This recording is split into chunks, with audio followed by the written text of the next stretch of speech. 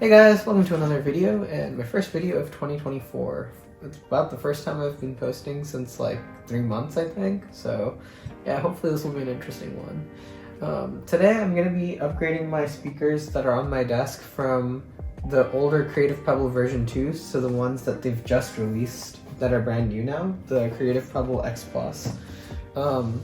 I've wanted to do this upgrade for quite some time now, but I've always been a little hesitant on going to the V3, or I think even the Creative Pebble Pros, I think they called them. I don't remember the exact branding at the time. But I never actually intended on doing so because the last Creative Pebble speakers that they launched, the last ones that actually supported a subwoofer were the V2s. So that's what you'll see on my desk right now. So we're going to be swapping those in for the brand new ones, which have an RGB design that's customizable, as well as a much needed upgrade to the subwoofer. So yeah, I'll go ahead and unbox them and show them how they look side by side, and then install it after redoing all the wire management. So here they are unboxed. They're definitely just about bigger in every single dimension compared to the old Creative Pebble V2s that I had. And then the subwoofer also looks significantly more cool and advanced compared to the old one that I have behind my Mac right there. It is, oddly, the subwoofer itself is actually a little bit tinier than the V2s. But yeah, let me go ahead and install that into my desk, and we'll be right back.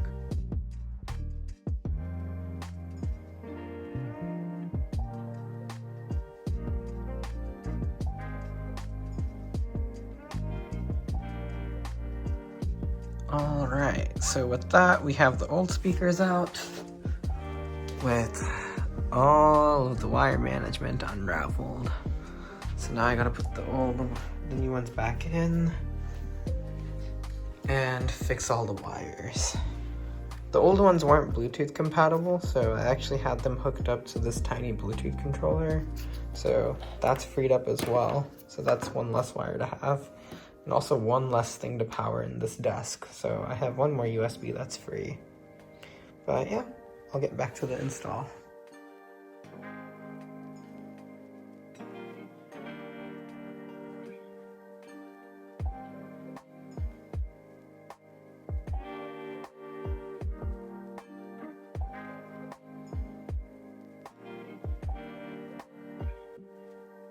Now that I've actually taken the time to go ahead and install these into my desk and had a little bit of time to play around with them and just hear the sound, I'm going to give a bit of my review. I think from a sound perspective, they are honestly really, really nice.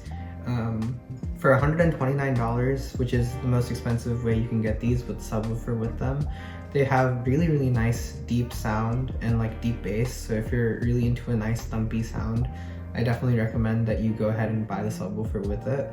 But for the price that these are, you're getting a really, really nice sound experience. I used to have the Creative Pebble version 2, and my primary complaint with those was the second you turned up the volume really, really loud there, you would see that there was a lot of distortion in the audio quality. It really wasn't clear.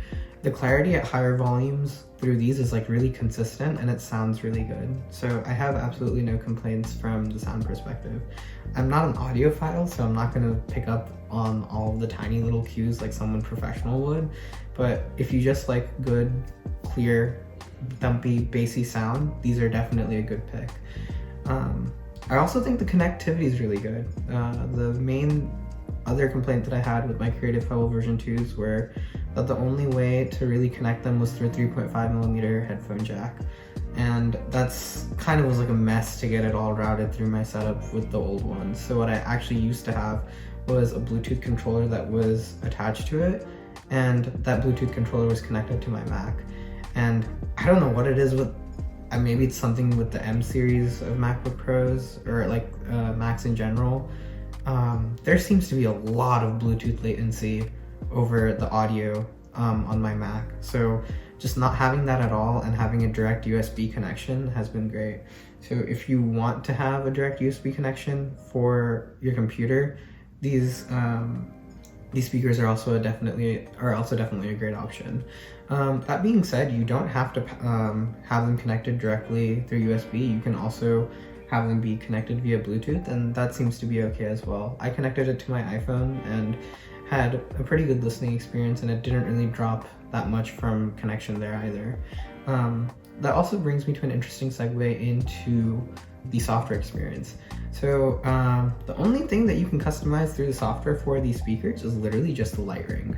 The lights themselves, the RGB lights, can be made as simple or as extravagant as you want. They have multiple different lighting modes, going from very simple patterns all the way up into like crazy RGB mode that matches up to the music that you're listening to. For me specifically on my desk, I like to have it be very nice and minimal. So it's just mimics like a gold ring that's matches the golden hue of the ambient light that I have behind. And anytime music comes on, it kind of acts like an equalizer that goes up and down to match the music. But apart from that, you can't really configure much in the app at all. There's absolutely no desktop support on Mac at all, and I think you can only configure the lights via like the app on Windows or via Android or via an iPhone or iOS app. So in that regard, the software support's really lacking. There's also no equalizer to modify the sound profile at all. What you get out of the box is kind of basically what you're stuck with. So if that's something that you're really looking for, I think you should pass on these speakers. But apart from that, if you want something that's really clean, minimal, simple, and easy to use, and just looks really nice on your desk, honestly, I would totally 100% recommend these speakers. If you're also coming from like an older generation Creative Pebble, like the V1 or V2, these are a huge upgrade in terms of their sound quality. And even if you're coming from the V3, I think these are pretty good as well, just because if you get the subwoofer attached with them, you're getting a much better sound quality. If you don't plan on getting the subwoofer and you have the V3, just stick with those. I don't think you'll see that much of a big sound difference. But apart from that, these are a good upgrade across the board. I would even go as far as to say these are probably the best speakers that you can buy for your desk that are powered via USB or have direct USB connection at this price point. For $130, I'd say they're comparable in sound to something in like the mid 200s to upper 100 range. So I definitely recommend these. Another thing that they're doing, I think for a limited time right now, is also throwing in a gallium nitride charger. This is a 67 watt brick, and it comes with a international travel adapter as well. So if that's something you're looking for, definitely go ahead and consider these. But apart from that, that's pretty much it. Go ahead and like, share, comment, and subscribe. It's definitely been a while since I've uploaded any video, so I'm not gonna hold myself as accountable to say I'm gonna upload something relatively soon. But yeah, hope to see you guys in the next one. Like, comment, share, and subscribe. See you guys.